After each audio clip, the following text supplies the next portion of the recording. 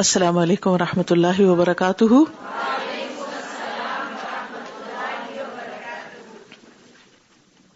نحمده ونصلی علی رسولہ الکریم.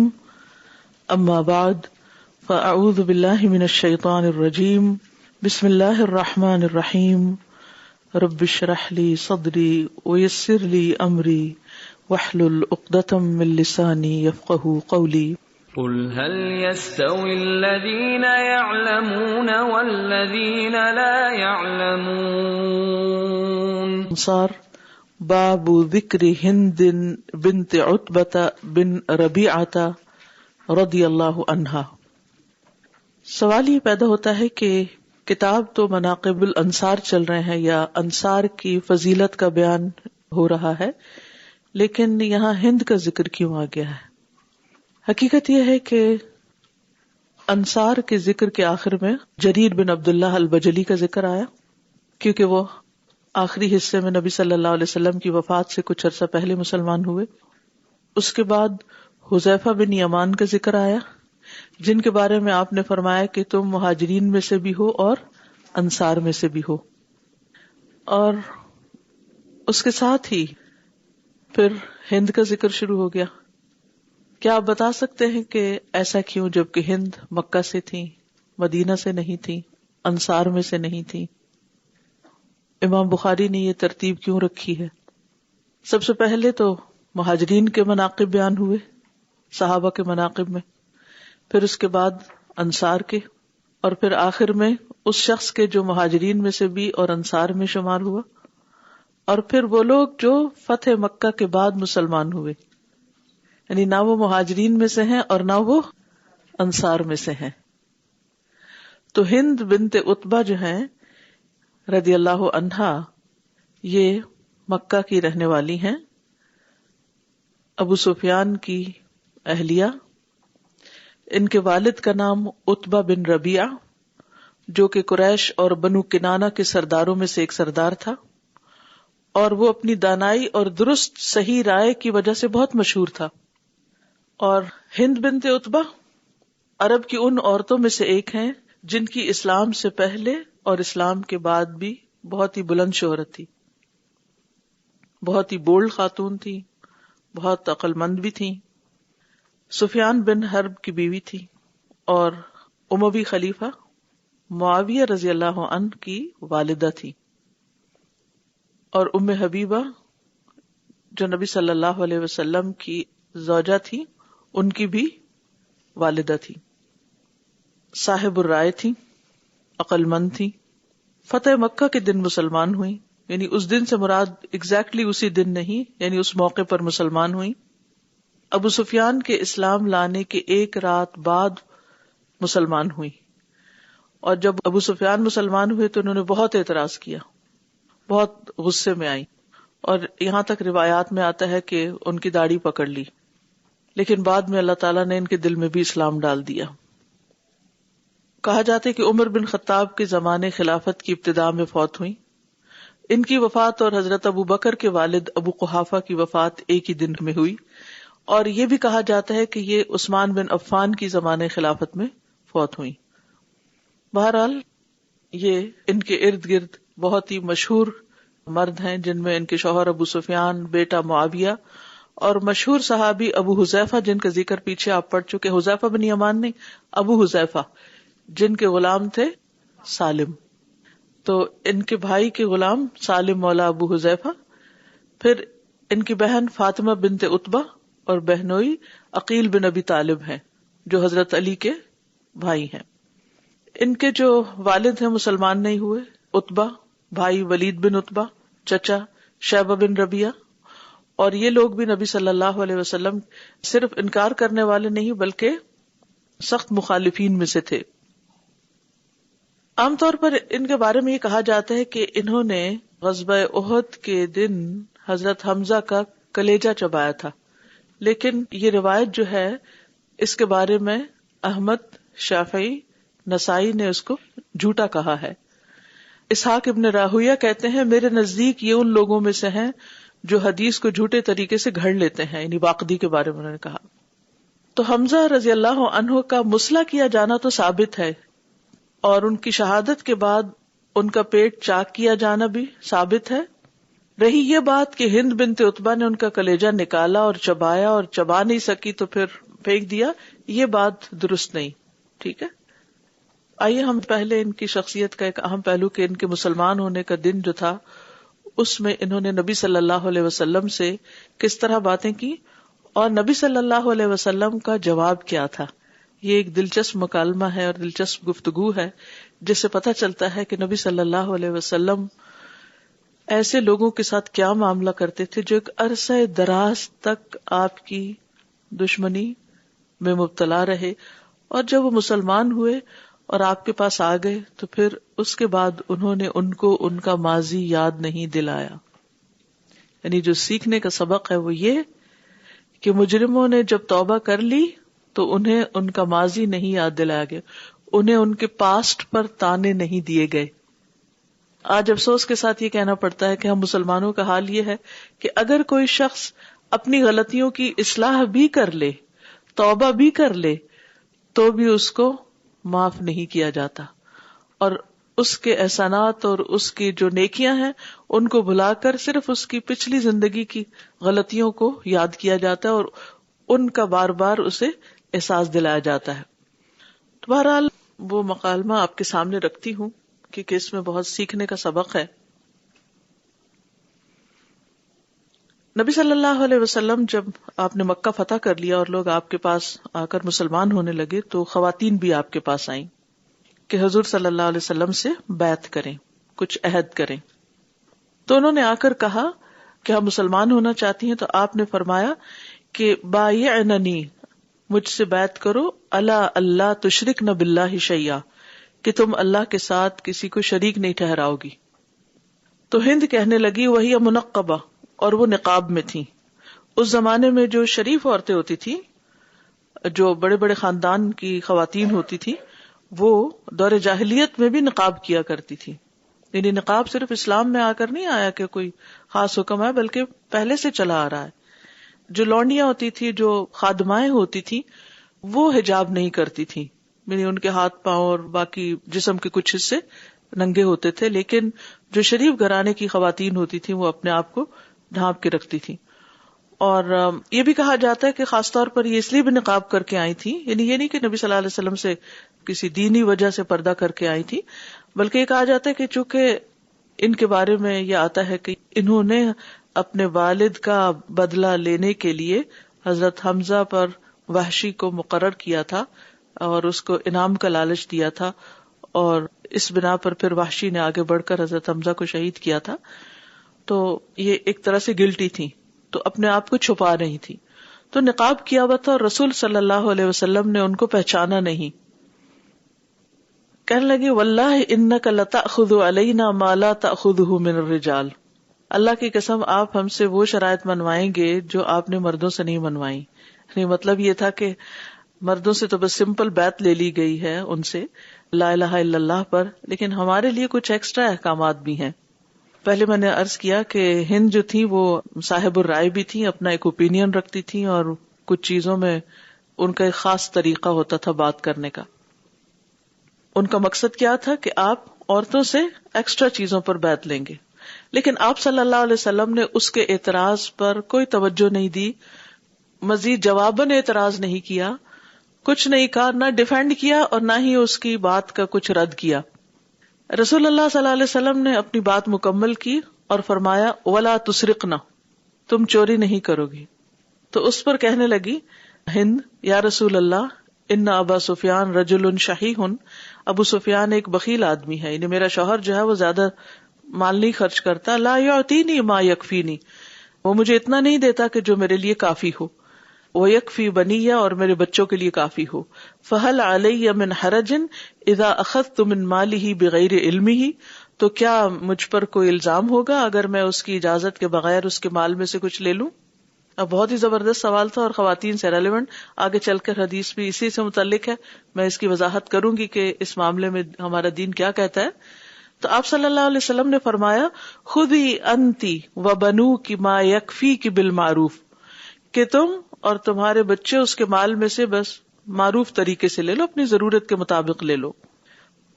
پھر اس کے بعد یہ ہے کہ آپ کو یہ محسوس ہو کہ اچھا یہ ابو سفیان کی بیوی ہے. آپ نے فرمایا وَإِنَّكِ لَهِنْد بنت عتبہ، یعنی جو تم سوال کر رہی ہو کیا تم ہند بنت عتبہ ہو؟ قالت نعم، کہنے لگی ہاں ہند بنت عتبہ. فَعْفُ عَمَّا سَلَف عَفَ اللَّهُ عَنْكَ، ہاں میں ہند بنت عتبہ ہوں، جو ہو چکا سو ہو چکا، آپ اس کو معاف کر دیجئے، اللہ آپ سے درگزر فرمائے.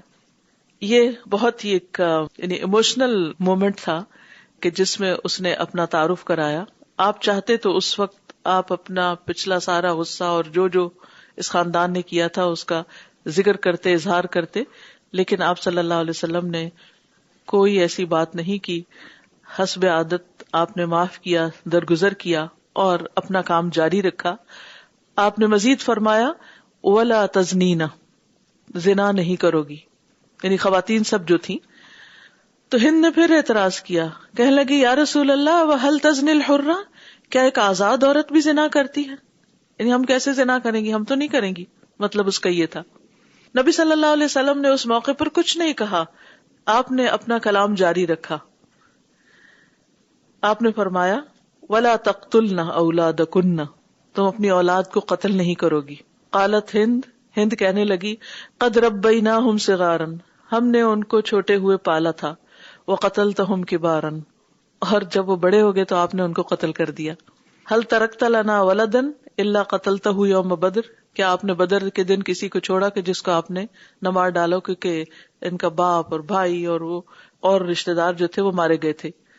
انت قتلت آباءہم یوم بدر وتوصین الآن باولادہم، آپ نے ان کو بدر کے دن مار ڈالا اور اب آپ کہتے ہیں کہ اور بچوں کو ماریں گے نہیں ہم. فلم ينفل رسول اللہ صلی اللہ علیہ وسلم ولم یقل لها شیء، آپ بالکل غصے میں نہیں آئے، آپ نے کچھ محسوس نہیں کیا اور اپنی بات جاری رکھی. آپ نے یہ نہیں کہا کہ میں نے کیوں مارا تھا، اپنے آپ کو ڈیفینڈ نہیں کیا، تم ہی لوگ تو تھے جو مدینہ پہ حملہ آور ہو کر آئے تھے، ہم نے تو نہیں تمہیں دعوت دی. نتھنگ، کچھ بھی نہیں، نو ڈسکشن، کوئی لمبی چوڑی آگے سے بات نہیں. تو اس پر آپ صلی اللہ علیہ وسلم نے صرف مسکراہٹ سے جواب دیا، صرف آپ مسکرائے اور کچھ بھی نہیں کہا، اور آپ نے اپنی بات جاری رکھی. وَلَا تَأْتِينَ بِبُهْتَانٍ يَفْتَرِينَهُ بَيْنَ أَيْدِيكُنَّ وَأَرْجُلِكُنَّ، تو ہند کہنے لگی وَاللَّهِ إِنَّ إِتْيَانَ الْبُهْتَانِ لَقَبِيحٌ، کہ بہتان باندھنا تو بہت ہی قبیح چیز ہے، یعنی ہم اس چیز کو برا سمجھتے ہیں. فقال رسول اللہ صلی اللہ علیہ وسلم، آپ نے اپنی بات جاری رکھی. وَلَا تَعْصِينَنِي فِي مَعْرُوفٍ، اور معروف میں تم نافرمانی نہیں کرو گی. فقالت ہند واللہ ما جلسنا ہنا وفی انفسنا ان نعصیک فی معروف، کہنے لگی اللہ کی قسم ہم یہاں اس لیے نہیں بیٹھے کہ ہم اپنے دلوں میں یہ بات چھپا کر رکھیں کہ ہم معروف میں آپ کی نافرمانی کریں گے، یعنی ہم آپ کی نافرمانی نہیں کریں گے. اس سے آپ کو عربوں کے مزاج کا پتہ چلتا ہے کہ عمومی طور پر جو ان کے خاندانی لوگ تھے یا ان کے بڑے بڑے لوگ جو تھے ان کا کردار اور اخلاق کیسا تھا. جو اندر تھا وہی باہر تھا، مخالفت کی تو ڈٹ کے کی، یعنی نفاق جیسی چیز مکہ والوں میں نہیں پائی جاتی تھی. اسٹریٹ فارورڈ جو بات ہے صاف صاف کہنا ہے. تو بہرحال یہ تھی وہ گفتگو جو ہند اور نبی صلی اللہ علیہ وسلم کے درمیان اس دن ہوئی جب اس نے اسلام قبول کیا. اور یہی بات جو بیچ کی ہے اس پر یہ حدیث امام بخاری لائے ہیں. امام بخاری کہتے ہیں وقال عبدان، اور عبدان نے کہا اخبرنا عبداللہ، ہمیں عبداللہ نے خبر دی. اخبرنا یونس، ہمیں یونس نے خبر دی. عن الزہری، انہوں نے زہری سے روایت کیا. حدثنی عروہ، ہم سے عروہ نے حدیث بیان کی. ان عائشہ رضی اللہ عنہا قالت، کہ عائشہ رضی اللہ عنہا نے کہا. یہاں پر امام بخاری کہتے ہیں وقال عبدان، اور عبدان نے کہا.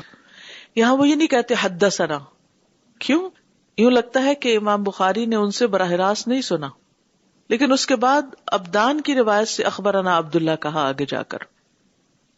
تو حضرت عائشہ کیا کہتی ہیں؟ قالت، کہنے لگی جاءت ہندن، آئی ہند بنت عتبہ، عتبہ کی بیٹی.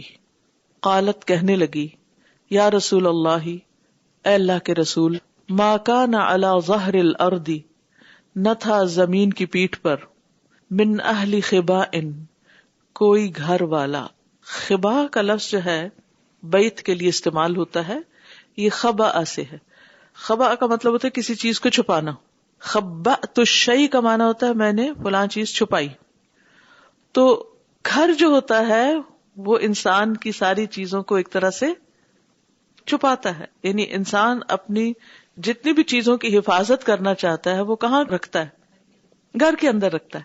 تو اس لیے گھر کے لیے یہ لفظ استعمال ہوتا ہے خبا, یعنی وہ جگہ جہاں چیزیں چھپا کر رکھی جاتی ہیں.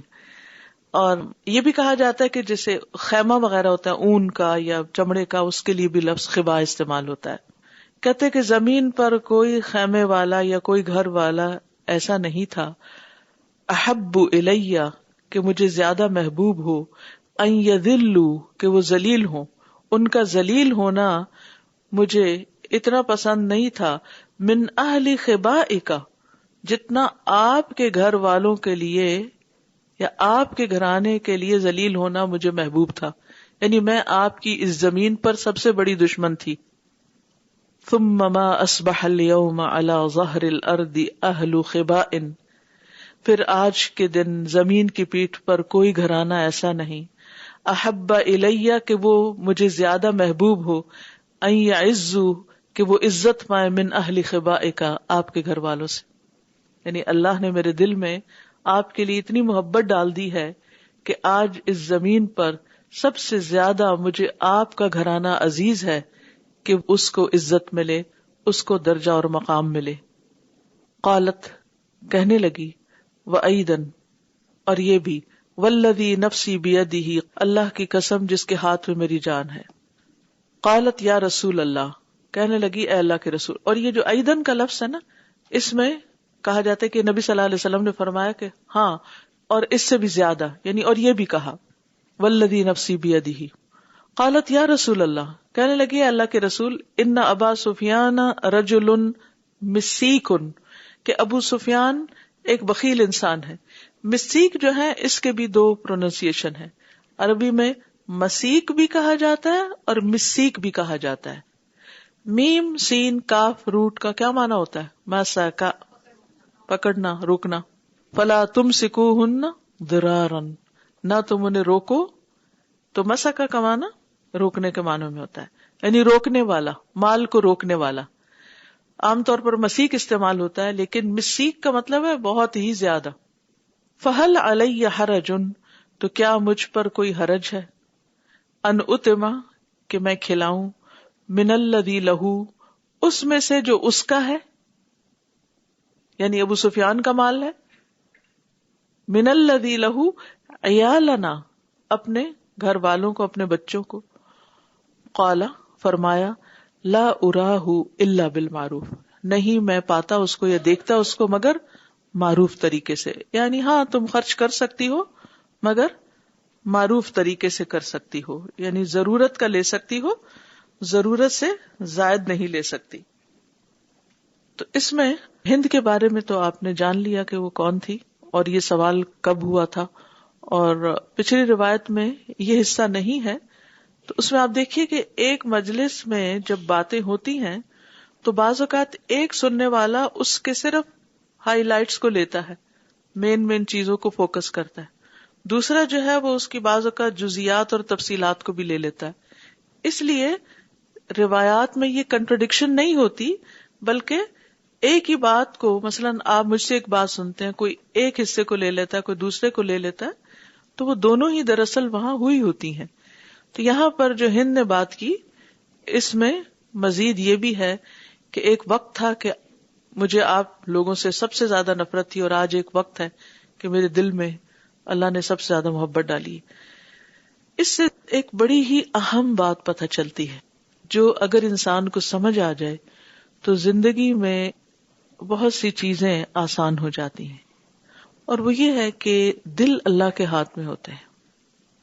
عین ممکن ہے کہ ایک شخص جس سے آج آپ کو بہت نفرت ہے کل اس سے آپ کو بہت محبت بھی ہو جائے, اور یہ بھی عین ممکن ہے کہ جس شخص سے آج آپ کو بہت محبت ہے کل آپ کو اس سے بہت نفرت بھی ہو جائے. کیوں؟ اس لیے کہ دل ایک حال میں نہیں رہتے. کسی کی محبت کو فار گرانٹیڈ نہ لیں کہ اگر کوئی مجھ سے محبت کرتا ہے، خاص طور پر ہسبینڈ وائف کے بیچ میں، کہ شادی سے پہلے یا شادی کے بعد عموماً شروع میں کیا ہوتا ہے کہ ایک دوسرے سے بہت محبت ہوتی، پھر وہ دونوں ایک دوسرے کو فار گرانٹیڈ لینے لگتے ہیں کہ ہاں محبت تو ہے ہی، سو واٹ، اب میں جو چیز چاہے کروں، جی ایسے ہی قائم رہے گی. نہیں، محبت کو بھی پانی دینا پڑتا ہے، اس کو بھی نرچر کرنا پڑتا ہے، اور پھر اسے اللہ کا ایک انعام یا تحفہ یا رزق سمجھیں، فار گرانٹیڈ نہ لیں. اگر کوئی آپ سے محبت کرتا ہے، کسی کے دل میں آپ کی محبت اللہ نے ڈالی ہے، تو اس پر شکر گزار ہوں، اس پر اللہ کے شکر گزار ہوں. اور اسی طرح اگر کوئی آپ کو پسند نہیں کرتا، خصوصاً قریبی رشتہ داروں میں، بعض اوقات کسی خاتون کی شادی ایسی جگہ پر ہو جاتی ہے جس شوہر کی طرف سے کوئی توجہ نہیں ملتی، بہت ہی روکھا پھیکا سا تعلق ہے، تو اس پر بھی پریشان ہونے کی ضرورت نہیں، اللہ سے مانگیں، کیونکہ محبت اللہ دلوں میں ڈالتا ہے. یعنی انسان کی روح کو سمجھنا بھی ایک عجیب بات ہے، انسان نہیں سمجھ پاتا کیونکہ ہمیں علم ہی بہت کم دیا گیا. اور روح کا جو مرکز ہے وہ دل ہے، دل مرتا ہے تو روح چلی جاتی، اور دل کی جو کیفیات اور حالات اور احساسات ہیں، ان کا علم بھی ہمیں بہت کم دیا گیا ہے. یہ کس طرح کام کرتا ہے، کیسے محبت آ جاتی، کیسے چلی جاتی ہے، یہ راز اللہ ہی کو پتا ہے. لیکن ہمارا کرنے کا کام کیا ہے کہ ہم سب سے پہلے تو اللہ کی محبت مانگیں، اللہم ارزقنی حبک، پھر اس کی محبت مانگیں جو اللہ سے محبت کرتا ہے، وحب من یحبک، کیونکہ اس کی محبت ہمیں عرش کے سائے تلے جگہ دلوائے گی انشاءاللہ. جو اللہ سے محبت کرتا ہے، اللہ ہمارے دلوں میں اس کی محبت ڈال. اور پھر وحب عمل یقربنی الی حبک، ایسے کام کی محبت مانگے کہ جو مجھے اللہ کی محبت کے اور قریب کرے، جس کام کو کر کر کے میرے دل میں اللہ کی محبت بڑھتی جائے، زیادہ ہوتی جائے. اور پھر انسانوں میں سے نیک لوگوں سے، صالحین سے محبت کرنا، احب الصالحین ولست منہم لعل اللہ یرزقنی صلاحا، میں صالحین سے محبت کرتا ہوں اگرچہ میں ان میں سے نہیں، اس امید پر کہ اللہ مجھے بھی نیکی کی توفیق دے گا. تو نیک لوگوں کی محبت دراصل انسان کے اندر نیکی کے جذبات پیدا کرتی. پھر آپ دیکھیے کہ صحابہ سے ہماری محبت، جتنے دن سے ہم صحابہ کے حالات پڑھ رہے ہیں تو ہماری دلوں کی کیفیات کیا ہے. پڑھتے وہی نام جب ہم کہیں اور پڑھتے ہیں تو ان کی خاص خصوصیت یاد آ جاتی ہے اور ہمارے دل میں ایک محبت سی جاگتی. یہ محبت ہمیں خوشی عطا کرتی. محبتیں جو ہوتی ہیں اگر وہ رائٹ پلیس پر ہو، صحیح چیز کے ساتھ ہو تو وہ خوشی دیتی. لیکن اگر محبت دنیا کی ہو، محبت صرف اولاد کی ہو اس بنا پر کہ وہ اولاد ہے، تو آپ دیکھیں گے کہ جن چیزوں کی محبت اللہ کی محبت کے بغیر ہوتی ہے نا، اللہ کی خاطر نہیں ہوتی، وہاں سے دکھ اور غم اٹھتے ہیں، وہاں سے بہت سی پریشانیاں جنم لیتی ہیں، چاہے وہ مال کی ہو، چاہے اولاد کی ہو، چاہے انسانوں کی ہو، چاہے شوہر، کسی کی بھی. تو ہر وہ محبت جس میں اللہ کی خاطر محبت کا عنصر شامل ہے، وہ انسان کے لیے خوشی اور اطمینان اور سکون کا باعث ہوتی. اگر وہاں سے کوئی تکلیف بھی ہو تو بھی انسان کے لیے وہ بہت بڑی تکلیف کا باعث نہیں بنتی، اس پر انسان کو صبر بہت جلدی آ جاتا ہے. تو کہہ میں یہ رہی تھی کہ کسی محبت کو فار گرانٹیڈ نہ لیں، کیونکہ وہ کسی وقت بھی تبدیل ہو سکتی. دل الٹ پلٹ ہوتا ہے، قلب کسی وقت بھی الٹ ہو جائے گا، تو پھر آپ ہاتھ پہ ہاتھ رکھ کے بیٹھے رہیں گے. اور اسی طرح اگر کسی کے دل میں اللہ نے آپ کی محبت نہیں ڈالی اور آپ کو اس پر دکھ رہتا ہے، ہوتا ہے نا انسان کے لیے وہ بڑا ہی سینسٹیو اور نازک پوائنٹ بن جاتا ہے، خصوصاً اگر ایسے لوگ قریب کے لوگوں میں سے ہوں. مثلاً آپ اپنے بچوں سے محبت کرتے ہیں لیکن وہ آپ سے نہیں کرتے. آپ اپنے کسی عزیز قریبی خصوصاً سسرالی رشتہ داروں میں سے آپ محبت کرتے ہیں، آپ اپنی بہو سے محبت کرتے ہیں لیکن اس کی طرف سے کوئی رسپانس نہیں، آپ اپنی ساس سے محبت کرتے ہیں مگر وہاں سے کوئی رسپانس نہیں، تو بھی اس کو یہ نہ سمجھے کہ بس یہ آخر ہو گئی اور اب تو میں نے تو گیو اپ کر دیا. نہیں، آپ اللہ کی خاطر احسان کرتے رہیں. یہ اللہ ہے جو دلوں میں محبت ڈالے گا. آپ کو نہیں پتا آج اگر دل اس طرف ہے تو کل اس طرف بھی ہو جائے گا. تو نا امیدی اور مایوسی ہمارے دین میں نہیں ہے. کسی بھی معاملے میں کوئی بھی اچھا کام آپ کرنا چاہیں کبھی بھی مایوس نہ ہو. یہ تو اللہ کا کام ہے. جب اللہ چاہے گا ہو جائے گا, جب اللہ دل میں ڈالے گا آ جائے گا.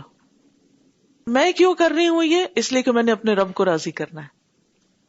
اور جہاں سے کچھ ملتا ہے, جواباً محبت ملتی ہے, وہاں تو کرنا پھر آسان ہو جاتا ہے. لیکن جہاں جواباً کوئی رسپانس نہیں ملتا, وہاں آپ اپنی طرف سے احسان اور محبت کا رویہ رکھیں تو وہ اور زیادہ اجر و ثواب کا باعث ہوتا ہے اگر اللہ کی رضا کے لیے ہو.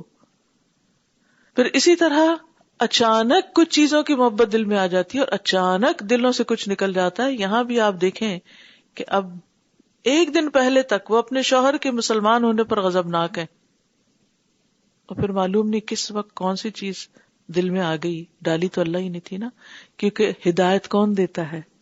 اللہ دیتا ہے, اور جب چاہے دیتا ہے. ہدایت اللہ کے ہاتھ ہے. اپنے بچوں کے بارے میں بھی کبھی مایوس نہ ہو. ہند سے زیادہ سخت دل بھی کوئی ہوگا اسلام کے لیے؟ نہیں, لیکن اللہ نے اس کو بھی ہدایت دے دی. اللہ ہمارے بچوں کو, ہمارے عزیزوں کو بھی ہدایت دے سکتا ہے. بعض اوقات ایسا ہوتا ہے نا کہ ہم ان کی طرف سے سخت پریشان رہتے ہیں, ہم دین پر آگے ہیں, یہ دین پر کیوں نہیں, یہ دین پر کیوں نہیں, ان کا کیا ہوگا, ان کا کیا. اور ہم لٹرلی جیسے اللہ کے رسول صلی اللہ علیہ وسلم سب لوگوں کے لیے اپنی جان کھپا دیتے تھے نا, لعلک باخع نفسک. تو ہم جب دین میں آتے تو ہمارا اپنے پیاروں کے بارے میں یہی حال ہو جاتا ہے, لعلک باخع نفسک علی آثارہم ان لم یؤمنوا بہذا الحدیث اسفا.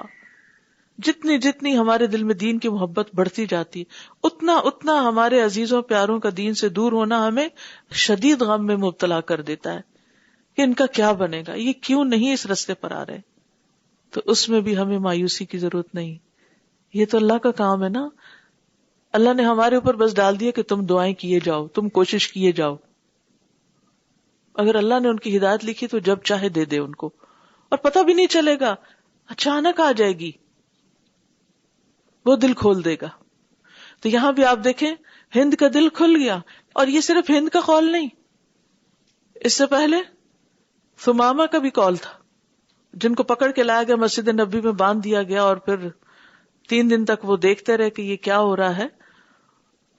اور پھر جب انہیں آزاد کیا گیا تو جا کے نہا دھو کر آگے اور کہنے لگے کہ آج سے پہلے کوئی آپ سے زیادہ مبغوض نہیں تھا, اور آج آپ سے بڑھ کر کوئی محبوب نہیں, اور لا الہ الا اللہ پڑھ لیا.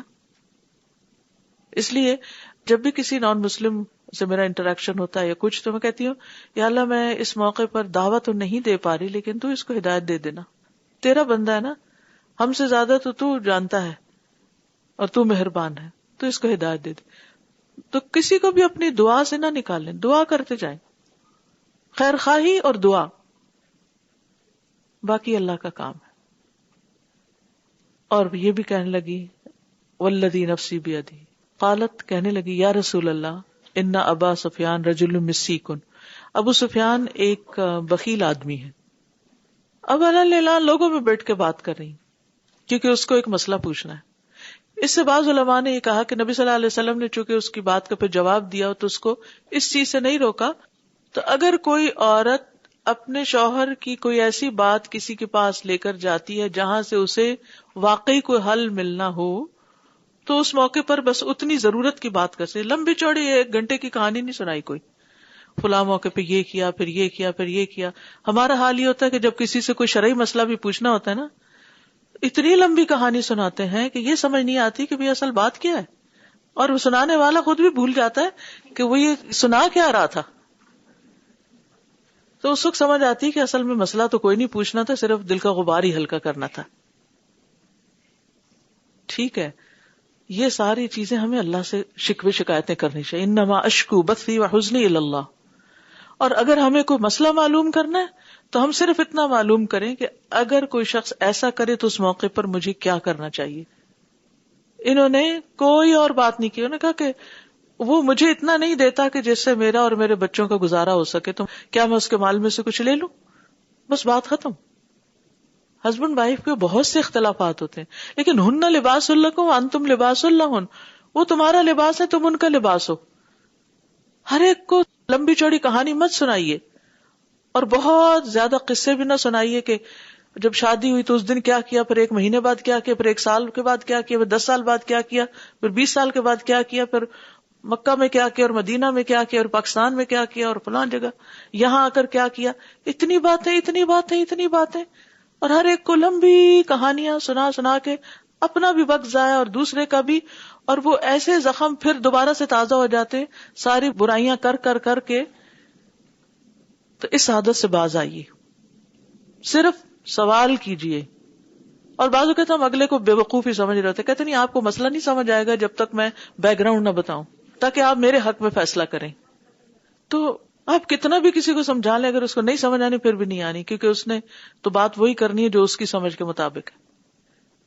تو اس سے بعض علماء نے یہ کہا ہے کہ اگر عورت یا کوئی شخص اس کو کسی سے کوئی مسئلہ ہو، اس کو اس کا اپنا جائز حق نہ مل رہا ہو، اور وہ جا کر کسی کورٹ میں، عدالت میں، کسی ایسے شخص سے کہ جس کی بات سنی جائے، مانی جائے، یا صاحب عقل ہو یا صاحب علم ہو، صاحب معاملہ ہو، اس سے اگر انسان جا کر اتنی سی بات کر کے مسئلہ پوچھ لے تو اس میں حرج نہیں.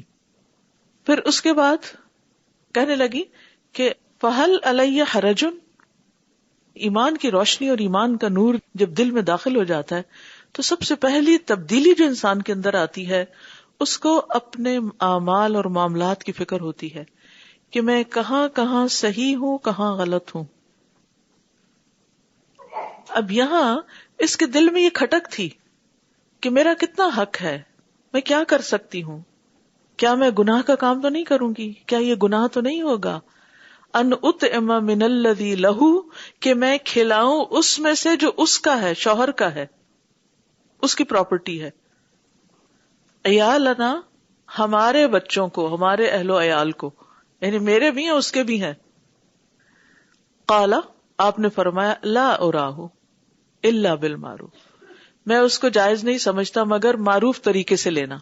ہاں جائز طریقے سے تم اس میں سے لے لو، ضرورت کا لے لو تو اتنا ٹھیک ہے، لیکن اسراف کے لیے نہیں. آج بھی یہ سوال تقریباً ہر خاتون کی طرف سے یا اکثریت کی طرف سے مختلف کوسچن آنسر سیشنز میں پوچھا جاتا ہے کہ کیا عورت کے لیے جائز ہے کہ وہ اپنے خاوند کے مال میں سے اس کے علم میں لائے بغیر کچھ مال لے لے. تو یہ سوال عبداللہ بن باز سے بھی پوچھا گیا. واضح رہے کہ اس کا شوہر اس کو اتنا نہیں دیتا جو اس کو کفایت کرے، اور کبھی اس کو مال کی ضرورت ہوتی ہے کیونکہ اس نے اپنے اور اپنے بچوں کے لیے کچھ چیزیں لینی ہوتی ہیں، یا کبھی اپنی والدہ کو کچھ دینا ہوتا ہے. اور واضح رہے کہ اس کا شوہر عید الفطر کے سوا اپنے بیوی اور بچوں کے لیے کچھ نہیں خریدتا. یہ کسی نے سوال پوچھا، اور جب وہ اس سے پوچھتا ہے کہ تم نے یہ چیز کہاں سے لی تو وہ کہتی ہے میری ماں یا بہن نے دی. میری جھوٹ بول دیتی ہے اس وقت. تو کیا یہ جائز ہے؟ ظاہر ہے کہ ایک غلط کام انسان کرے تو اس کو چھپانے کے لیے کئی جھوٹ بولنے پڑتے ہیں. تو ابن باز کہتے ہیں جی ہاں، اگر خاوند اس کے واجب حقوق کو بجا نہیں لاتا، یعنی اس کی بیسک نیسیسٹیز کو پورا نہیں کرتا، تو وہ اس کے مال میں سے جو اس کو اور اس کے بچوں کو کافی ہو معروف طریقے سے لے سکتی ہے. صحیحین میں ہے کہ عائشہ رضی اللہ تعالی عنہا نے کہا، ہند بنت عتبہ بن ربیعہ جو کہ ابو سفیان کی بیوی تھی اور ابو سفیان قریش کے سرداروں میں سے تھے، ہند نے فتح مکہ کے بعد مکہ ہی میں ابو سفیان کی شکایت کی. انہوں نے شکایت کرتے ہوئے کہا، یا رسول اللہ صلی اللہ علیہ وسلم، ابو سفیان بخیل آدمی ہے، یہ مجھے اتنا نہیں دیتا جو مجھے اور اس کے بیٹوں کو کافی ہو، مگر وہ مال جو میں اس کے علم میں ملائے بغیر لے لوں تو کیا یہ میرے لیے جائز ہے؟ تو آپ نے فرمایا، تم اس مال میں سے اتنا جو تمہیں اور تمہارے بیٹوں کو کافی ہو معروف طریقے سے لے لو، اگرچہ اس کو علم نہ ہو. یہ دوسری روایت یہاں پر ذکر کی گئی ہے. لیکن یاد رکھیے کہ معروف جو ہے وہ بنیادی ضروریات کے لیے ہے، شوہر پر جن کا پورا کرنا لازم ہے. یاد رہے گی یہ بات. معروف میں کیا آتا ہے؟ Basic necessities. کون سی بیسک نیسیسٹیز؟ یہ اگلا جملہ بھی ساتھ لکھیے اپنے پاس، کیونکہ یہ ہر ایک کا کنسرن ہے. جن کا پورا کرنا شوہر کے لیے فرض کے درجے میں ہے. نان نفقہ جس کو دینا شوہر کے اوپر اللہ کی طرف سے ذمہ داری ہے، اس سے آگے نہیں. مثلاً اب دیکھیے کیسے اس خاتون نے جو سوال کیا عبداللہ بن باز سے، اس میں اس نے ایک سوال بڑھایا بھی کہ اس میں سے میں اپنی والدہ کو کچھ دے سکتی ہوں. اب آپ مجھے بتائیے کہ کیا آپ کے شوہر کے ذمہ آپ کی والدہ کا بھی نان نفقہ ہے؟ آپ کے بہن بھائیوں کا ہے؟ آپ کی دوستوں سہیلیوں کا ہے؟ نہیں، رائٹ؟ لہذا کوئی چیز اس کے مال میں سے اس کی اجازت کے بغیر اس طرح نہیں لی جا سکتی کہ جو آپ اپنے پیرنٹس کو دیں یا اپنے بہن بھائیوں کو دیں یا اپنے دیگر رشتہ داروں کو دیں یا فرینڈس کو گفٹس دیں اس میں سے. نو، یہ آپ چوری چھپے اس کے مال میں سے نہیں لے سکتے. ہاں، جو گھر کی ضروریات ہیں، کھانا پینا ہے، کپڑا ہے، ڈاکٹر کے پاس جانا ہے، اسکول کی فیس ہے، وغیرہ وغیرہ، تاکہ اگر شوہر پوچھے کہ یہ تم نے کہاں سے لیا تو اسے بتا دے تمہارے ہی مال میں سے لیا ہے، کیونکہ یہ تمہارے بچے پہ خرچ ہو رہا ہے. واضح بات. تو اس سے کیا ہوگا؟ کوئی لڑائی جھگڑا نہیں، کوئی شک و شبے والی بات نہیں، کوئی عدم اعتماد نہیں. بہت سی خواتین یہ کہتی ہیں ہمارے ہسبینڈ ہمیں ماں باپ کے گھر نہیں جانے دیتے. یہ نہیں بتاتی کیوں. شوہر کو بلیم کر دیں گی ایک دم کہ وہ جانے نہیں دیتے. اصل میں ہم بعض اوقات اپنے ماں باپ کی اتنا زیادہ ان کو فیور کر رہے ہوتے ہیں، اتنا کچھ کر رہے ہوتے ہیں ان کے لیے کہ شوہر کے لیے وہ ناقابل برداشت ہو جاتا ہے. یا ہم ہر وقت کمپیئر کرتے رہتے ہیں. خواتین کی ایک اور بہت بڑی مشکل یہ کہ وہ شوہر کو باپ کے ساتھ کمپیئر کرنا شروع کر دیتی. باپ ایک میچور جہاں دیدہ شخص ہوتا ہے، شوہر ایک 20-22 سال کا لڑکا ہے جس نے ابھی دنیا نہیں دیکھی، میچور نہیں ہے. لڑکے ویسے بھی دیر سے میچور ہوتے ہیں، خواتین جلدی ہو جاتی ہیں، لیکن پھر یہ ہے کہ وہ دیر تک سمجھدار رہتے ہیں اور خواتین جلد بھولنے لگ جاتی ہیں. تو یہ اللہ کا نظام ہے. وہ کبھی دن لمبے ہوتے ہیں اور کبھی راتیں لمبی ہوتی ہیں. تو اسی طرح کچھ حصہ کسی کے پاس گیا، کچھ کسی کے، دونوں ایک دوسرے کو مل کے کمپلیمنٹ کرتے ہیں. اللہ نے یہ فرق رکھے اس لیے، ایک جیسے رکھے تو سخت مقابلہ ہوتا ہے اور مشکل ہوتی زندگی گزارنا. بہرحال اب سمجھنے کی بات یہ ہے کہ آپ صلی اللہ علیہ وسلم نے معروف طریقے سے لینا اس کی اجازت دی. مثلا شوہر آپ کو کچھ خرچ دے دیتے ہیں گھر کے لیے اور پھر آپ سے کہتے ہیں کہ اچھا تم اسے گھر کے اوپر خرچ کرو. اسی میں سے آپ کچھ کھانا پینا کو تھوڑا بہت صدقہ خیرات معروف طریقے سے غرباء فقراء پر ضرورت مندوں پر کر دیتے ہیں. کچھ اس کے علم میں لا کر آپ کچھ کمیٹی ڈال دیتے ہیں یا کوئی کہیں سیونگ کر رہے ہیں اور اس کو اعتماد میں لے کے کہتے ہیں کہ یہ ایک دفعہ کا یہ جمع 1 مہینے کا آپ کے فلاں غریب رشتہ دار کو جائے گا، 1 مہینے کا میرے رشتہ دار کو چلا جائے گا. تو آپس کی انڈرسٹینڈنگ کے ساتھ آپ دونوں طرح کے رشتہ دار، کیونکہ رشتہ داروں کو دینا عمر میں اضافہ کرتا ہے اور سب سے بڑا احسان تو والدین کے ساتھ ہوتا ہے اور بہن بھائیوں کے ساتھ، لیکن باہم انڈرسٹینڈنگ کے ساتھ، بغیر اجازت کے نہیں. کیونکہ ہسبینڈ وائف کے بیچ میں جو اعتماد ہے، ٹرسٹ ہے، یہ تعلقات کی خوشگواری اور خوبصورتی کا باعث بنتا ہے. جب ٹرسٹ نہیں ہوتا، اعتماد نہیں ہوتا، تو پھر معاملات خراب ہو جاتے ہیں. یعنی ایشورنس اینڈ ری ایشورنس چاہیے ہوتی ہے ان تعلقات کی درستگی کے لیے. ہر اعتبار سے ایک دوسرے کو احساس دلانا پڑتا ہے کہ میں اس گھر کی وفادار ہوں، تم میرے لیے سب سے زیادہ important who.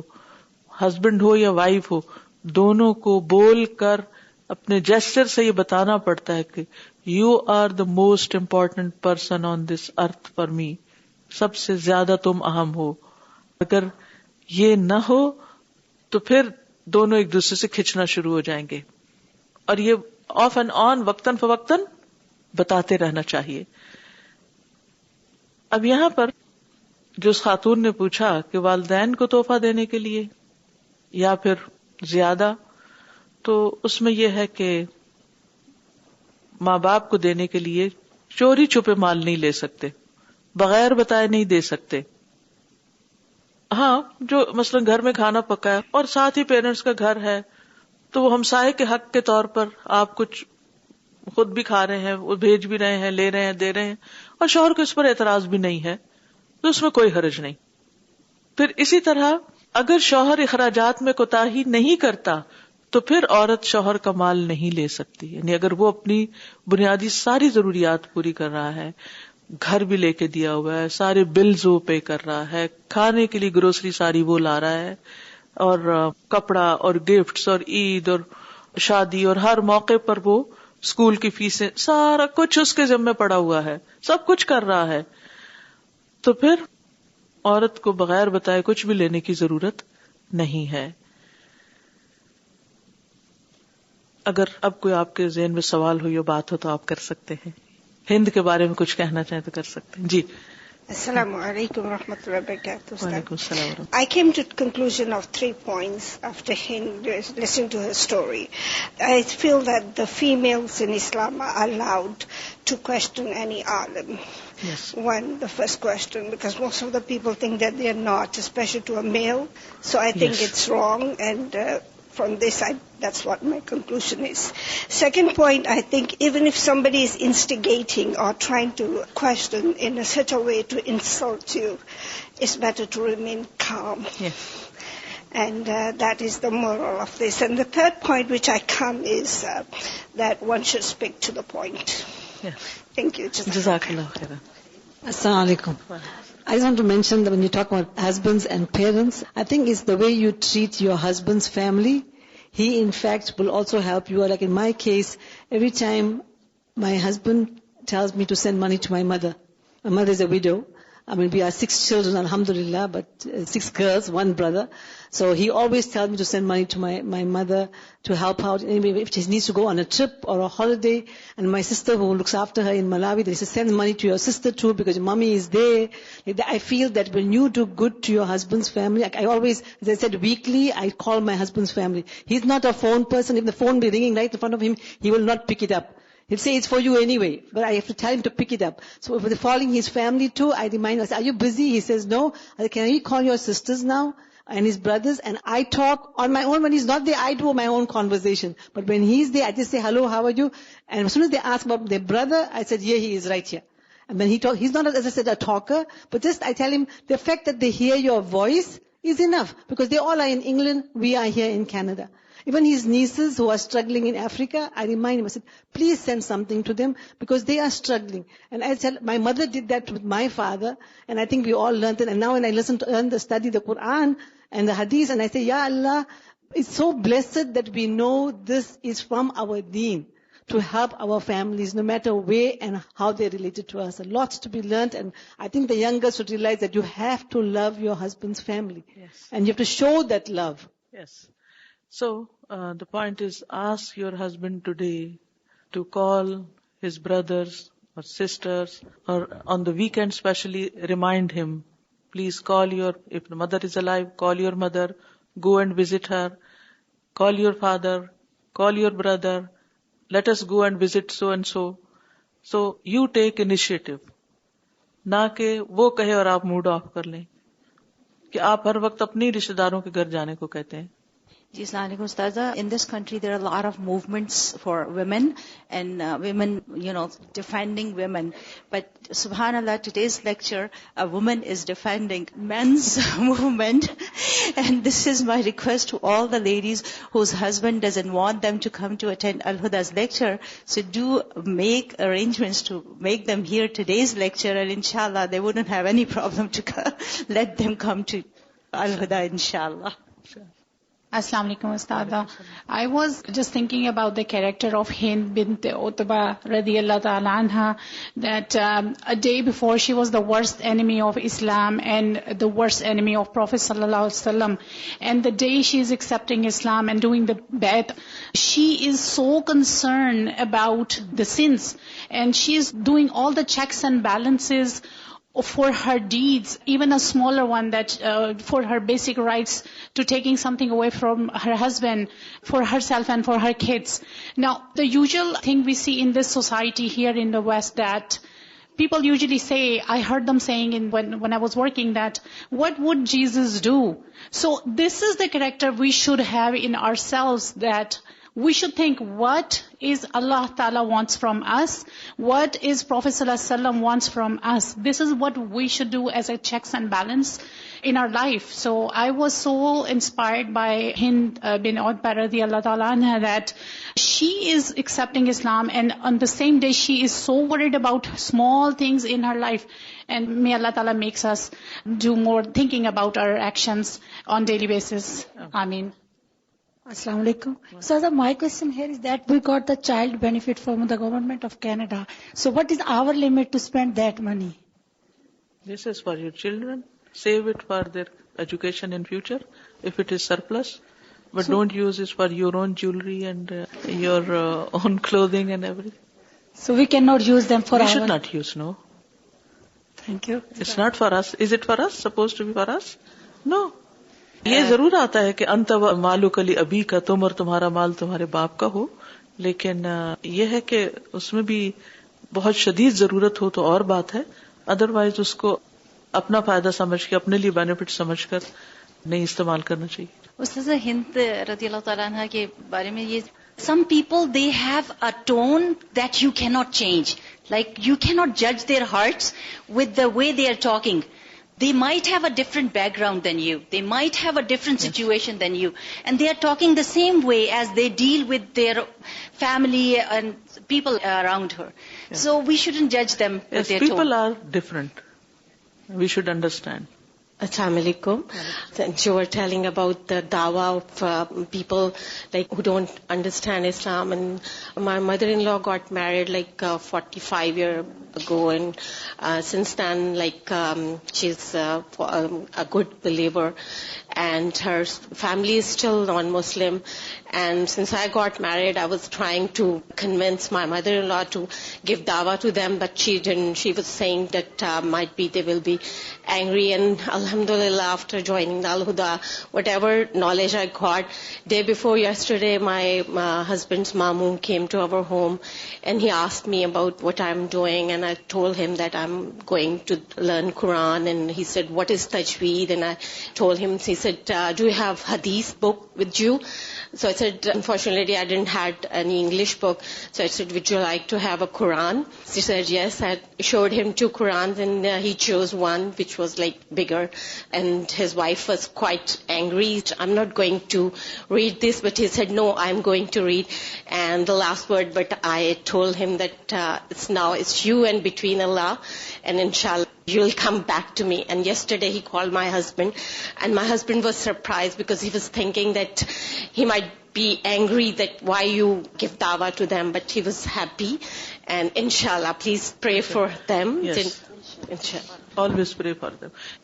Assalamu alaikum wa rahmatullahi wa barakatuh, Ustaz. Regarding the child tax benefit, I have a suggestion. If we could use this money for their Islamic education. Usually parents avoid to pay the fees and everything, and like avoid to send them to Islamic schools. This is the blessing of Allah subhanahu wa ta'ala that they are paying for our children's Islamic education. Assalamu alaikum, Ustada. One thing I learned is that when sisters are getting married or in marriage, the one advice they always give us is make sure you take the husband all his money, and make sure you use all his money because you're the woman, you have the right, and you know what, if he loves you, he'll give you the world. And you know, usually this advice that you get is like, oh, buy the most expensive furniture, have the biggest wedding, and you see that the people that are advising you are not doing that themselves. So the smartest thing is that I see that when you're a student of the Quran and you fear Allah subhanahu wa ta'ala and you know that Allah is going to give you rights, then you ask for what is needed, and you will see that your life will be even easier. But when we're younger, we want everything, and I see that that's what destroys us. So it's more better that we become patient towards our future husbands and so on. Assalamu alaikum.